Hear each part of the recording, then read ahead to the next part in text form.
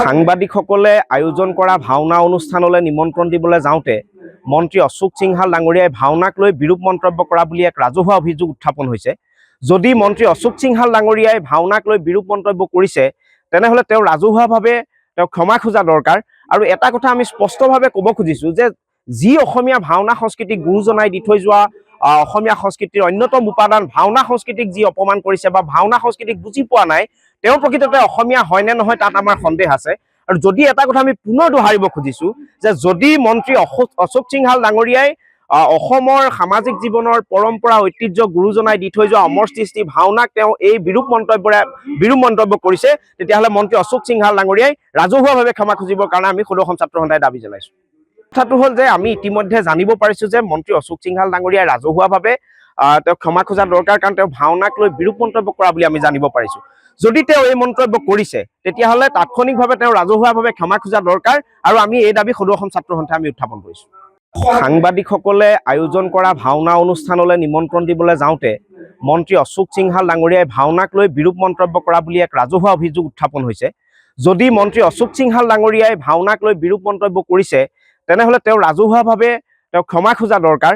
আৰু এটা কথা আমি স্পষ্টভাৱে ক'ব খুজিছোঁ যে যি অসমীয়া ভাওনা সংস্কৃতিক গুৰুজনাই দি থৈ যোৱা অসমীয়া সংস্কৃতিৰ অন্যতম উপাদান ভাওনা সংস্কৃতিক যি অপমান কৰিছে বা ভাওনা সংস্কৃতিক বুজি পোৱা নাই তেওঁ প্ৰকৃততে অসমীয়া হয় নে নহয় তাত আমাৰ সন্দেহ আছে। আৰু যদি এটা কথা আমি পুনৰ দোহাৰিব খুজিছোঁ যে যদি মন্ত্ৰী অশোক সিংহাল ডাঙৰীয়াই অসমৰ সামাজিক জীৱনৰ পৰম্পৰা ঐতিহ্য গুৰুজনাই দি থৈ যোৱা অমৰ সৃষ্টি ভাওনাক তেওঁ এই বিৰূপ মন্তব্য কৰিছে তেতিয়াহ'লে মন্ত্ৰী অশোক সিংহাল ডাঙৰীয়াই ৰাজহুৱাভাৱে ক্ষমা খুজিবৰ কাৰণে আমি সদৌ অসম ছাত্ৰ সন্থাই দাবী জনাইছোঁ। কথাটো হ'ল যে আমি ইতিমধ্যে জানিব পাৰিছোঁ যে মন্ত্ৰী অশোক সিংহাল ডাঙৰীয়াই ৰাজহুৱাভাৱে তেওঁ ক্ষমা খোজা দৰকাৰ, কাৰণ তেওঁ ভাওনাক লৈ বিৰূপ মন্তব্য কৰা বুলি আমি জানিব পাৰিছোঁ। যদি তেওঁ এই মন্তব্য কৰিছে তেতিয়াহ'লে তাৎক্ষণিকভাৱে তেওঁ ৰাজহুৱাভাৱে ক্ষমা খোজা দৰকাৰ আৰু আমি এই দাবী সদৌ অসম ছাত্ৰ সন্থাই আমি উত্থাপন কৰিছোঁ। সাংবাদিকসকলে আয়োজন কৰা ভাওনা অনুষ্ঠানলৈ নিমন্ত্ৰণ দিবলৈ যাওঁতে মন্ত্ৰী অশোক সিংহাল ডাঙৰীয়াই ভাওনাক লৈ বিৰূপ মন্তব্য কৰা বুলি এক ৰাজহুৱা অভিযোগ উত্থাপন হৈছে। যদি মন্ত্ৰী অশোক সিংহাল ডাঙৰীয়াই ভাওনাক লৈ বিৰূপ মন্তব্য কৰিছে তেনেহ'লে তেওঁ ৰাজহুৱাভাৱে ক্ষমা খোজা দৰকাৰ। আৰু এটা কথা আমি স্পষ্টভাৱে ক'ব খুজিছোঁ যে যি অসমীয়া ভাওনা সংস্কৃতিক গুৰুজনাই দি থৈ যোৱা অসমীয়া সংস্কৃতিৰ অন্যতম উপাদান ভাওনা সংস্কৃতিক যি অপমান কৰিছে বা ভাওনা সংস্কৃতিক বুজি পোৱা নাই তেওঁ প্ৰকৃততে অসমীয়া হয় নে নহয় তাত আমাৰ সন্দেহ আছে।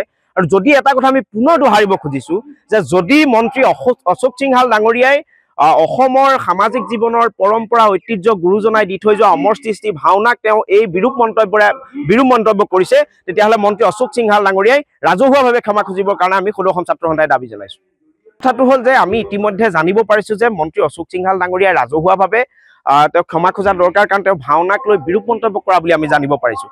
যদি তেওঁ এই মন্তব্য কৰিছে তেতিয়াহ'লে তাৎক্ষণিকভাৱে তেওঁ ৰাজহুৱাভাৱে ক্ষমা খোজা দৰকাৰ আৰু আমি এই দাবী সদৌ অসম ছাত্ৰ সন্থাই আমি উত্থাপন কৰিছোঁ। যিকোনো খবৰৰ বাবে যোগাযোগ কৰক 7099017330 লগতে 7099017110 নম্বৰত।